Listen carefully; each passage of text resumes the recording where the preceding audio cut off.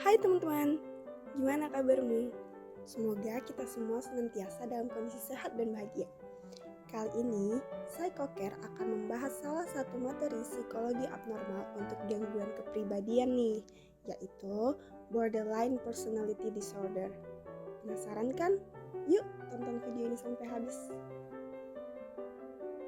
Borderline Personality Disorder atau BPD memiliki banyak gejala yang muncul. Efek yang terlihat pada penderitanya pun berbeda-beda. BPD adalah gangguan kepribadian yang mempengaruhi persepsi diri dan hubungan sosial. DSM-4 mengklasifikasikan gangguan BPD dalam kelompok B bersama dengan 3 gangguan kepribadian lainnya, yaitu antisosial, histrionik, dan narsistik. 4 gangguan kepribadian tersebut dikelompokkan berdasarkan kemiripan gejala, yakni perilaku dramatik. Gangguan ini seringkali menimbulkan masalah dalam kehidupan sehari-hari dan dalam hubungan dengan orang lain. Sekitar 1 hingga 4% orang di dunia mengalami BPD.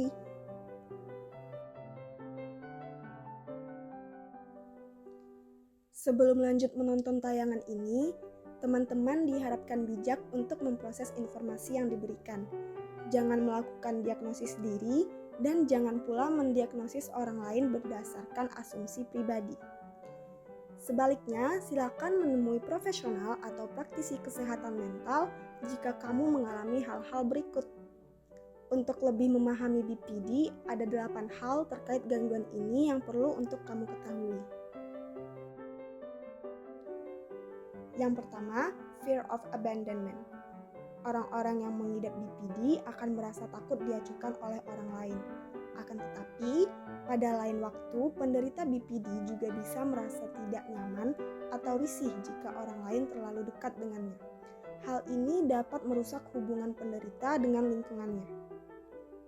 Yang kedua, persistence and extreme mood swing. BPD bisa menyebabkan penderitanya berpikir bahwa dirinya buruk, bersalah, atau tidak berarti. Pikiran semacam ini bisa hilang timbul hingga membuat penderitanya kalut dan berusaha mencari pembenaran ke orang-orang di sekitarnya. Mereka juga memiliki perubahan mood yang begitu intens. Mood dapat berubah dari kebahagiaan menjadi kesedihan dalam waktu yang relatif singkat, bahkan terjadi pada hari yang sama. Yang ketiga, paranoid thinking. BPD bisa menyebabkan penderitanya berpikir paranoid dan kemungkinan kehilangan kontak dengan dunia nyata untuk periode waktu tertentu. Mereka berpikir orang-orang akan menyakitinya, memusuhinya, dan tidak berpihak padanya. 4. Emptiness. BPD bisa menyebabkan penderitanya mengalami perasaan kosong yang kronis, merasa kehilangan makna dan tujuan hidup, merasa putus asa dan tidak berguna, merasa kehilangan emosi. Perasaan ini berkorelasi dengan poin pertama dan kedua, yaitu fear of abandonment and extreme mood swing. Ketiganya dapat berkolaborasi memunculkan situasi yang lebih serius, contohnya mengkonsumsi obat-obatan terlarang. 5. Impulsif. Perilaku impulsif cenderung membahayakan diri sendiri atau berupa tindakan ceroboh dan tidak bertanggung jawab. Contohnya, melukai diri sendiri, mengkonsumsi alkohol secara berlebihan, melakukan seks yang berisiko, berjudi tanpa memikirkan risiko kalah, bahkan hingga bunuh diri.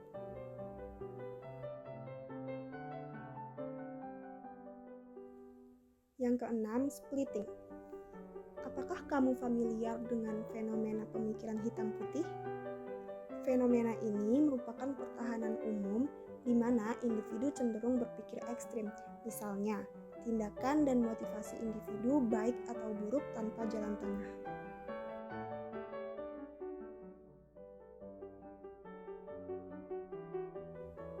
Yang ketujuh, trust issues. Orang-orang yang mengidap BPD akan sulit mempercayai orang lain tanpa alasan yang jelas. Mereka juga berpikir orang-orang di sekitar mereka jahat dan suka mengkritik dengan kata-kata yang kejam. Dan yang kedelapan, lost interest and value. Hampir mirip dengan splitting, Mereka kehilangan minat dan nilai-nilai hidup serta mengalami fenomena pemikiran hitam putih yang berkaitan dengan berbagai topik, khususnya tentang diri sendiri. BPD memiliki ciri dan gejala yang begitu kompleks.